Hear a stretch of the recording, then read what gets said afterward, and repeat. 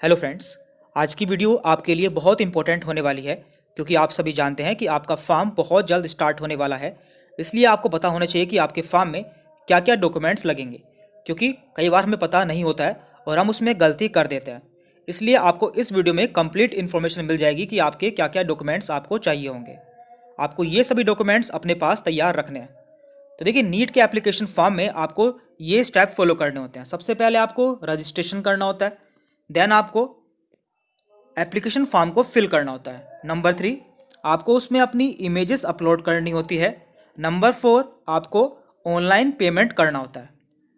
And number 5, आपको उसका print out लेना होता है और इसे अपने पास रखना होता है। एंड वीडियो को स्टार्ट करने से पहले आप सभी को एक इम्पॉर्टेंट इन्फॉर्मेशन देना चाहेंगे। अनअकैडमी पर अल्फा अचीवर्स बैच स्टार्ट हो चुका है। यह बैच स्पेशली ड्रॉपर्स के लिए है एंड यह एक क्रैश कोर्स है जिसमें आपको नीट 21 के लिए कंप्लीट प्रिपरेशन कराई जाएगी।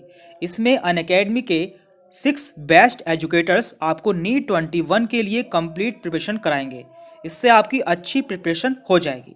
अगर आप इस बैच को अभी ज्वाइन करना चाहते हैं तो इसका लिंक हमने नीचे डिस्क्रिप्शन में दिया हुआ है, वहाँ जाकर आप इसे ज्वाइन कर सकते हैं। एंड बैच को ज्वाइन करते समय यदि आप हमारा कोड मैरिटोनिक यूज़ करते हैं तो आपको इंस्टेंट 10% डिस्काउंट मिल जाएगा।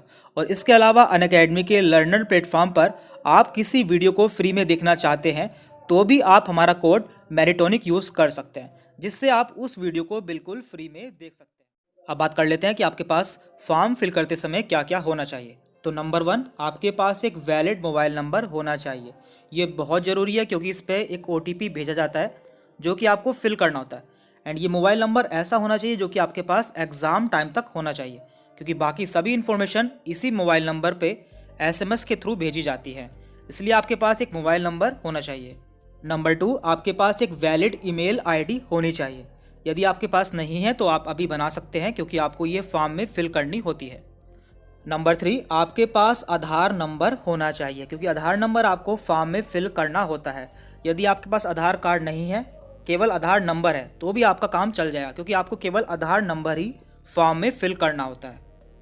देन इसके बाद है आपके पास class 10th and class 12th की डिटेल्स होनी चाहिए। आपके पास उसकी मार्कशीट एंड उसका सर्टिफिकेट होना चाहिए, क्योंकि आपको अपना नाम एंड मार्क्स उसी से फिल करने होते हैं। एंड यदि आपने अभी 12th क्लास पास नहीं किया है तो आपके पास केवल 10th की मार्कशीट एंड सर्टिफिकेट होना चाहिए, जिसमें से आपको उसकी डिटेल्स फिल करनी होती है। अब जान लेते हैं कि आपको फॉर्म फिल करते समय उसमें क्या क्या अपलोड करना होता है। इसके लिए आपके पास पासपोर्ट साइज़ का फ़ोटो होना चाहिए। नंबर 2, आपको सिग्नेचर अपलोड करने होते हैं। नंबर 3, आपके पास आपकी 10th क्लास की सर्टिफिकेट भी होनी चाहिए, क्योंकि इसे भी आपको अपलोड करना होता है।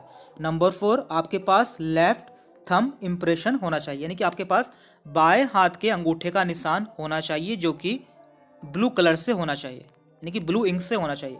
एंड नंबर 5, आपके पास पोस्ट कार्ड साइज़ का फ़ोटो भी होना चाहिए। तो इनके साइज़ कैसे बनाते हैं और इनके साइज़ क्या क्या रहते हैं, उसके लिए भी हम अलग से वीडियो अपलोड कर देंगे।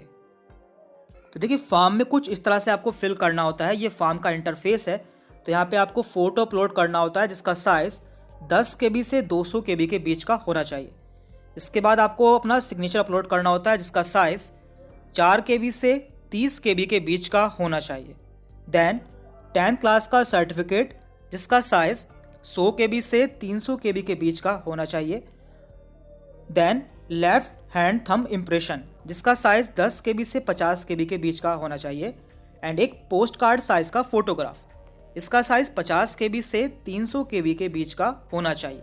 इसके अलावा mobile number, email ID and Aadhaar card, इनकी डिटेल्स आपको फॉर्म में फिल करनी होती है। तो ये सभी डॉक्यूमेंट्स हैं जो कि आपको एप्लीकेशन फॉर्म में फिल करने होते हैं या फिर अपलोड करने होता है। तो ये सभी डॉक्यूमेंट्स आपके पास होने चाहिए। यदि इनमें से आपके पास कोई डॉक्यूमेंट नहीं है तो आप उसे अरेंज कर सकते हैं, क्योंकि आपको फॉर्म फिल करने के लिए बहुत कम समय का टाइम दिया जाता है। और यदि फॉर्म में कुछ गलती हो जाती है तो उसमें आप हर गलती को सुधार नहीं सकते, केवल आपको कुछ ही ऑप्शन दिए जाते हैं। इसलिए आपको अपना फॉर्म बहुत ही सावधानी से भरना है। और यदि आपको कोई डाउट रहता है या कोई कन्फ्यूजन रहती है तो आप हमसे कमेंट करके पूछ सकते हैं। Thank you very much.